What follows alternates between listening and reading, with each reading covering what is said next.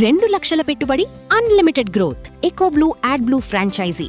Smart investment, great returns.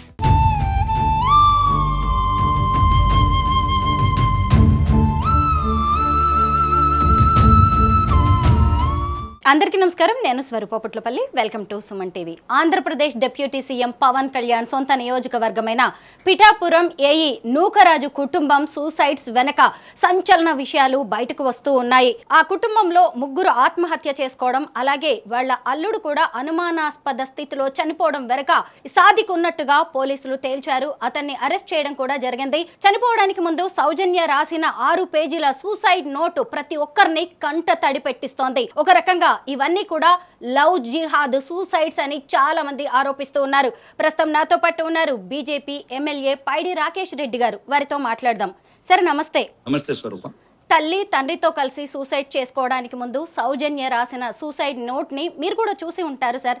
అందులో ఉన్న ప్రతి అక్షరం ఆమె ఏడాది పాటు ఎంత ఆవేదన అనుభవించింది అనేది కూడా కనిపిస్తోంది. ఆమె డబ్బుని, ఆమె ప్రాపర్టీస్ని, ఆమెను లొంగ తీసుకోవడమే కాకుండా అతను ఆమెని మతం మారాలి అని చెప్పి కూడా హింసించినట్టుగా తెలుస్తోంది. దీని మీద మీ అభిప్రాయం ఏంటో చెప్పండి. అంటే ఈ ఇష్యూ కోట్లాది మంది తెలుగు వాళ్లకు, మరి ముఖ్యంగా హిందువులకు 1,00,000 ప్రశ్నార్థంగా మిగిలినాయి ఈ కేసులో.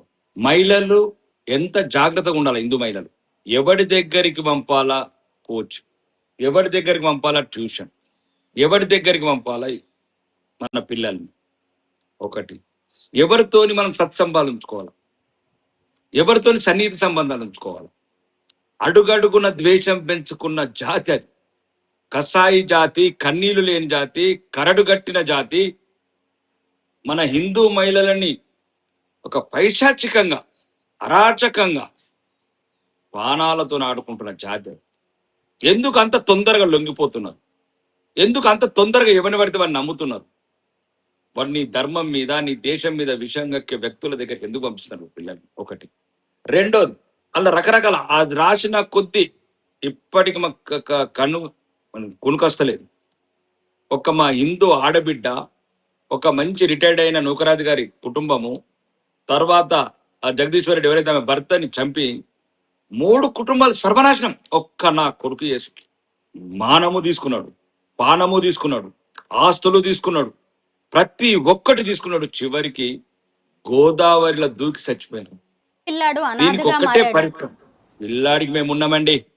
పిల్లాడి అవసరమైతే పిల్లాడినే పరశురాముని తయారు చేస్తాం, ముక్కలు చేపిస్తాం. ఆ పగ ఏమనుకుంటున్నారు మీరు? ఫస్ట్ దీని ద్వారా హిందూ జాతి తెలుసుకోవాలా. నేను మహిళలకు కూడా చెప్తున్నా, సౌజన్య నువ్వు చనిపోయినవచ్చమ్మా, చిన్న మిస్టేక్ చేసి నువ్వు ఒక్కటి చేయాల్సిందండే.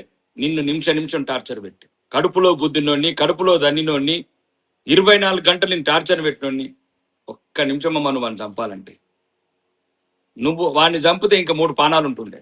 పానం కన్నా విలువైంది ప్రపంచంలో ఏం లేదు. ఈ రోజు భర్త పానం మిగులుతుండే. జరుగుతుండొచ్చు. అమ్మాయి ఏమైనా తప్పు జరుగుతాయండి. ఎన్నో కుటుంబాలు ఉంటాయి, కొన్ని బలహీనతలు ఉంటాయి, బలాలు ఉంటాయి. అవి నేను గురించి మాట్లాడదలుచుకోలేదు. తప్పులేదు. నేనేమంటాను, ఆమె చేసింది తప్పని అనట్లేదు. ప్రపంచంలో ఎంతో మందికి ఎన్నో బలహీనతలు ఉంటాయి. ఒక్కోసారి లొంగిపోతారు. కానీ లొంగిపోతే ఈ రకంగానండి, ఈ రకంగా టార్చరా? ఆ అమ్మాయి లెటర్ చూస్తే ఇట్లా కళ్ళు ఇట్లా రక్తం మరుగుతున్నది. ఎంత నరకం అనిపించిందని. ఆమెనే కాదు, ఆమె తల్లి, ఆమె తండ్రి, ఆమె బిడ్డ. నేనేమంటున్నాను, ఇంత అంటే ఇక్కడ కూడా ఒక ధైర్యం లేదు. బయట చెప్తే న్యాయం జరగదు. పోలీస్ స్టేషన్కి పోతాడు కదా, ఇప్పుడు న్యాయం జరగదు. వాడు కేసు అంటాడు, ఇదంటే ఇదొక పిరికితనం. కాబట్టి నేనేమంటున్నాను, ఇప్పుడు పోలీస్ స్టేషన్కి పోతే వాడేమో కొడుకుని చంపేస్తా అంటున్నాడు, కొడుకుని పాకిస్తాన్ పంపిస్తా అంటున్నాడు, ఉగ్రవాదులకు పంపిస్తా అంటున్నాడు. అంటే ఆ అమ్మాయి మనస్థితి చెప్తున్నప్పుడు, ఒకవేళ నేను పోలీస్ స్టేషన్కి వెళ్తే నా ఉన్న కొడుకుని కూడా బతకనియడమాడు. అప్పటికే భర్తను చంపేసిండు, 2 కోట్ల ఆస్తి రాపించుకున్నాడు, 40 కోట్లు ఆస్తి, పానాలు, మానాలు, ఈ మానసిక శోభ. ఒక్క నా కొడుకు అన్ని ఏందో అసలు అర్థమవుతలేదు. మళ్ళీ ఇట్లాంటి లక్షలాది మంది ఎంతమంది బలవుతున్నారు ఇట్లా ఈ రకంగా. నేను అదే చెప్తున్నాను ఈ వీడియో ద్వారా.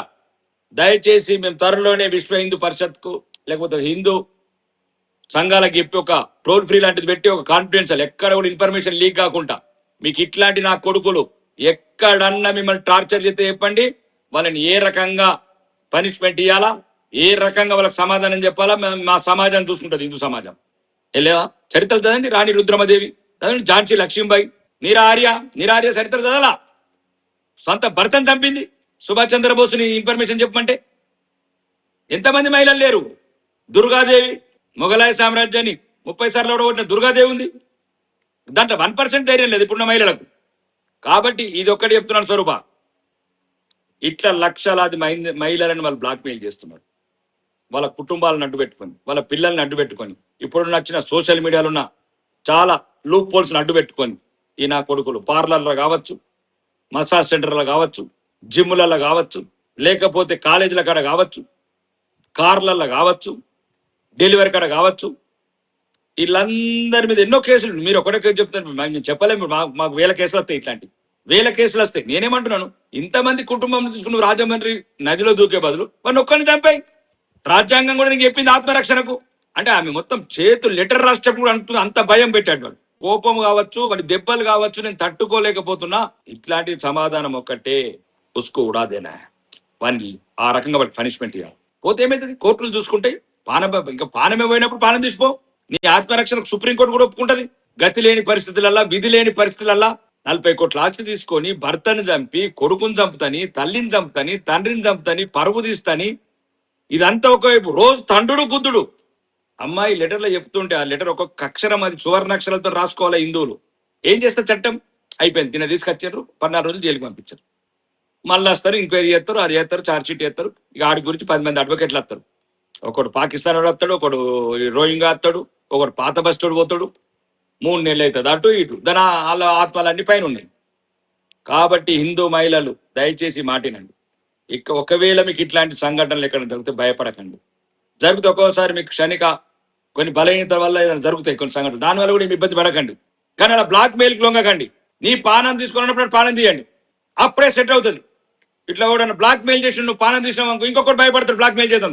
సరే, ఇలాంటి లవ్ జిహాద్ కేసుల్ని మనం ఇంకా ఎన్నో చూస్తూనే ఉన్నాము. సాదిక్ వంటి తోడేళ్లు మన చుట్టుపక్కల చాలా మంది ఉన్నారు. ఆడపిల్లల్ని ప్రేమ పేరుతోనో లేదంటే ఇంకా వేర్వేరు విషయాల్లోనో లొంగ తీసుకొని బ్లాక్మెయిలింగ్ చేస్తూ ఉన్నారు. ఏం చెయ్యాలో తెలియక చాలా మంది అమ్మాయిలు చనిపోతున్నారు, లేదంటే మతం మారిపోతున్నారు, లేదంటే వాళ్ళు హత్యలకు పాల్పడడం కూడా జరుగుతుంది. ఇది కాకుండా ఆడపిల్లలు ధైర్యంగా ఎలా ముందుకు వెళ్ళొచ్చో చెప్పండి. నేను ఇప్పుడు అన్నది కూడా అదే స్వరూప.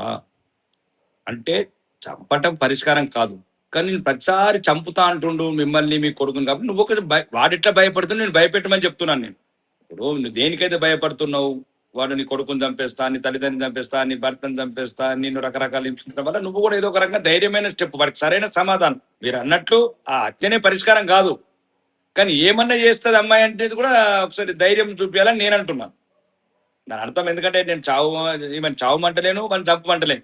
వాడు ఎప్పుడైతే నేను ఏ రీతిన భయపెడుతున్నావు నువ్వు అదే రీతిన భయపెట్టువాన్ని కొన్ని ఎదుర్కోవాలా. ఇప్పుడు పరువు ఇట్లాంటివి కొన్నిసార్లు ఏమవుతుంది, ఇక దీనికన్నా పానం కన్నా పరువు అయితే కాదు.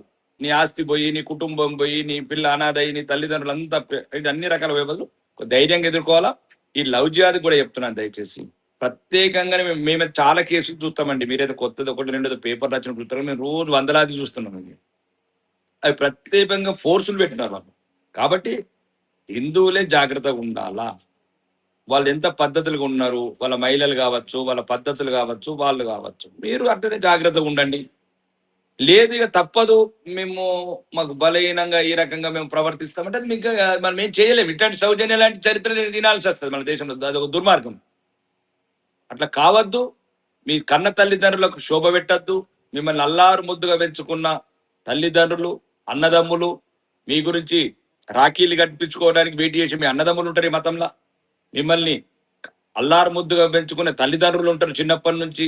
ఎవడో ఒక్కడు ఒక అనామకుడు నేను వాంటెళ్ళి ఈ రకంగా లవ్ జిహాదులో ఒక ముగ్గులో దించి నీ బతుకుతో ఆడుకుంటోడు గురించి ఒక ఇంత మంచి అందమైన కుటుంబాన్ని కోల్పోవద్దు. ప్రపంచంలో మహిళని గౌరవించే జాతి ఏదైనా ఉందంటే హిందూ మతం ఒకటే, దేశం ఏదైనా ఉందంటే భారతదేశం ఒకటే. కాబట్టి మీరు భారతదేశ సంస్కృతి సాంప్రదాయాలు చదవండి.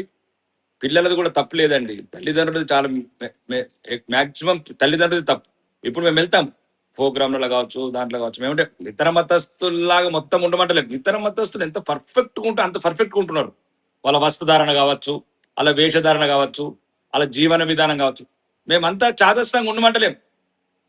కొద్దిగా సౌకర్యవంతంగా సాంప్రదాయబద్ధంగా ఉండాలి.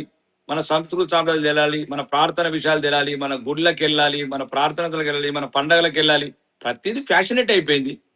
ఆ సోషల్ మీడియాలో ఉండడం ఇట్లాంటి పేదవాళ్ళకి ఇది ఒకటే కాదు స్వరూప, ఇట్లా లక్షలాది ఉన్నాయి. మేము చెప్తే ఇంకా మీరు చెప్పేటి చిన్న చిన్నవి మేము రోజు వందలాది తింటాం. హిందూ అమ్మాయిలకి చెప్పేది ఒకటే, మిమ్మల్ని అల్లారు ముద్దుగా కని పెంచిన తల్లిదండ్రుల గురించి ఆలోచించండి. మీ బంగారు భవిష్యత్తు కలలు కంటున్న తల్లిదండ్రుల గురించి ఆలోచించండి. ప్రతి సంవత్సరం మా చెల్లె అక్క వచ్చి ఎప్పుడు రాఖీ కడతారని చూసి మీ అన్నదమ్ముల గురించి ఆలోచించండి. మీ బంధువుల గురించి ఆలోచించండి. జీవితాంతం మన సంక్రాంతి గొబ్బులు కావచ్చు, దసరా దాండియాలు కావచ్చు, మీ చేతులకి ఏదైతే మీరు చేయాలో ఈ కార్యక్రమాలు, ఈ పండుగలు, మీరు లేని పండుగలు శూన్యమవుతాయి మా హిందువులు. మహిళలు లేని, యువతులు లేని, ఇప్పుడు మా బతుకమ్మ తెలంగాణ అనుకుంటే బతుకమ్మ, యువతులు లేని, మహిళలు లేని పండుగలు ఊహించలేము మేము. దయచేసి మా ఆడబిడ్డలు, మీరు మా తోడబుట్టిన వాళ్ళు, మా కన్న బిడ్డలు, మా కట్టుకున్న భార్యలు, మహిళలు అంటే తల్లి, భార్య, చెల్లి, కూతురు, 4 బంధాలు పవిత్రంగా ప్రపంచంలో అన్నిటికన్నా గౌరవించే జాతి ఏంటంటే హిందూ మతం మాత్రం. మీరు అనవసరంగా ఈ దుర్మార్గుల వలలో చిక్కుకొని విలవిలలాడుకుంటాం. ప్రతి ఒక్కసారి ఇట్లాంటివన్నీ మీరు గమనిస్తూ, ఇట్లాంటి ఎవరన్నా అన్వాంటెడ్ ఫెలోస్ ఎవరైతే ఉంటే వాళ్ళని దూరం పెట్టి, దానికి సరైన ఇన్ఫర్మేషన్ తల్లిదండ్రులకు చెప్పి, అన్నదమ్ములకు చెప్పి, లేకపోతే దగ్గర ఉన్న మేనమామలకు చెప్పి, బంధువులకు చెప్పి వెంటనే కట్టడి చేయండి. ఒకవేళ అట్లాంటి సంబంధాలు ఏమైనా ఇబ్బందికరమైన పరిస్థితులు ఉంటే మాలాంటి వాళ్ళకి చెప్పండి. మేము కూడా ప్రభుత్వం తరపున కావచ్చు, పోలీసు వాళ్ళ తరపున కావచ్చు, అన్ని విధాలుగా మీకు అండగా ఉంటాము. న్యాయపరంగా కూడా సాయం చేస్తాం. సమస్య ఏదైనా సరే ప్రతి దానికి ఓ పరిష్కారం ఉంటుంది, అంతేగాని చావడం, చంపడం ఎప్పటికీ దేనికి కూడా పరిష్కారం కాదు. ఒక మహిళకి స్వేచ్ఛ, స్వాతంత్ర్యం అంటే విచ్చలివిడితనం కానే కాదు. ఆత్మగౌరవం, ఆత్మాభిమానం, ఒక సౌజన్య అబలలా ఫీల్ అవ్వకుండా ఒక ఆది పరాశక్తిలాగా ఆలోచించి ఉంటే ఈరోజు 4 జీవితాలు నిలబడి ఉండేవే. రేయాన్షు ఖచ్చితంగా అనాథలాగా మారిపోయి ఉండేవాడు కాదు. కానీ ఆమె అతని బాధ నుంచి, అతని హింస నుంచి బయటకు రాలేకపోయింది. ఈరోజు దీంతో మనమందరం ఇలా మాట్లాడుకోవాల్సిన పరిస్థితులు వచ్చాయి. ఇలా ఎంతోమంది కూడా ఇబ్బందుల్లో ఉండొచ్చు. ఎవరూ కూడా చావులకి, చనిపోవడానికి, సూసైడ్స్కి ఎట్టి పరిస్థితుల్లో కూడా ముందుకు రాకండి. మిమ్మల్ని మీరు ధైర్యంగా నిలబెట్టుకోవడానికే ప్రయత్నించండి. Thank you so much sir.